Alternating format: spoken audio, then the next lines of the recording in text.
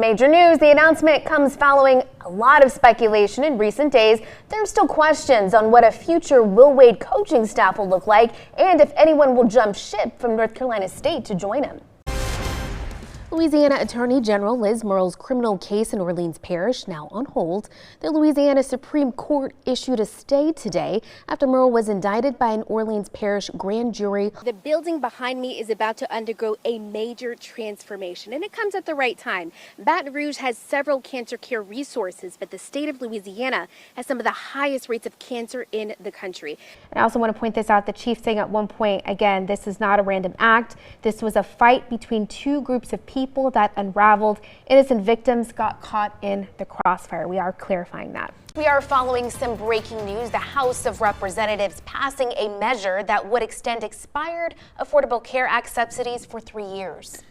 We're learning more information about a shooting yesterday afternoon on Government Street that took the life of a little girl. Detectives say 10-year-old Kimani Thomas and her 8-year-old sister were playing in the backseat of their parents' car when the younger girl accidentally shot Kimani. Here's my favorite part of the show. I just want to know, are we going to have a good weekend? Every weekend is a good weekend if you make it one. I like that optimism. And with that, Andrew's going to talk, but I'm going to taste. Exactly. How about that? I tried a piece of this in our last show. Ready? This is from Ambrosia Bakery, folks. What do we think? A little cream cheese, a little strawberry filling, all the flavors. Perfect way to keep my Wednesday going. People often think of stroke as something that only affects older adults, but doctors say that's a dangerous misconception. In tonight's medical moment, I'm introducing you to a woman who's sharing her story in hopes of helping others. I never had to worry about what my health was in the past. But one weekend in 2025, everything changed. Lisa Marie Tompkins suddenly found herself struggling to speak. During dinner, I kind of couldn't put sentences together. And then Monday morning, my mom was asking me questions and I just could not answer her. And I'm like, please, I think I need to go to the hospital. She asked me if I need to go to the hospital and I just kept shaking my head yes. But I believe there was a blood clot in my leg, which I thought was just a cramp. Doctors later told her an autoimmune disorder may have increased her risk for an ischemic stroke when a clot blocked blood flow to the brain. It's a diagnosis she never expected. She's been teaching fitness classes for 13 years, and she's only in her 30s. Nurse practitioner LaToya Cameron says tying stroke to things like age or lack of physical activity is a common misconception. Stroke occur only in unhealthy people, but that's not true. Sometimes there are non-modifiable factors such as genetic, family history, undiagnosed heart disease. Stroke remains one of the leading causes of death for women in the U.S., according to the CDC. Cameron says knowing the warning signs and getting help fast can make all the difference. But any type of sudden neurological change, dizziness, slurred speech, weakness, I would say go to the ER immediately because every second counts.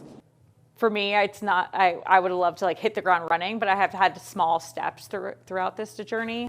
Lisa Marie spent 10 days in the hospital, but her total recovery has taken much longer.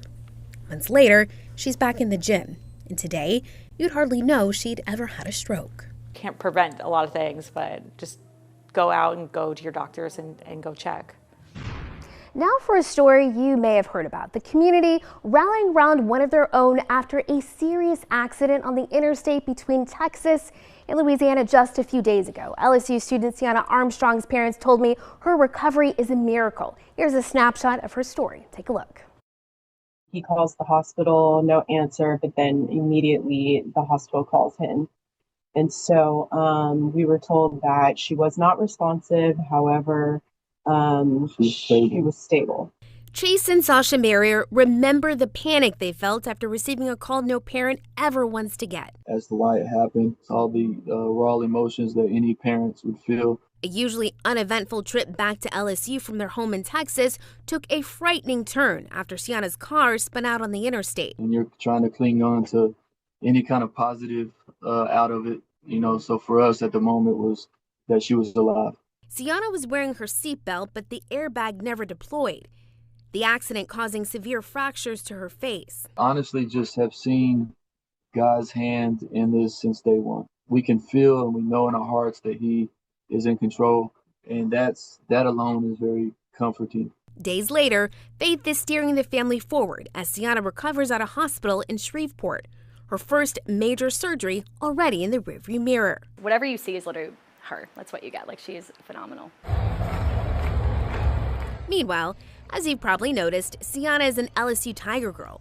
And standing in their locker room, Coach Candace Hale says the TG unit is standing by her. Like, Cece is just, like, obviously such a bright light on our team, but just in general, everybody that meets her can't forget about her.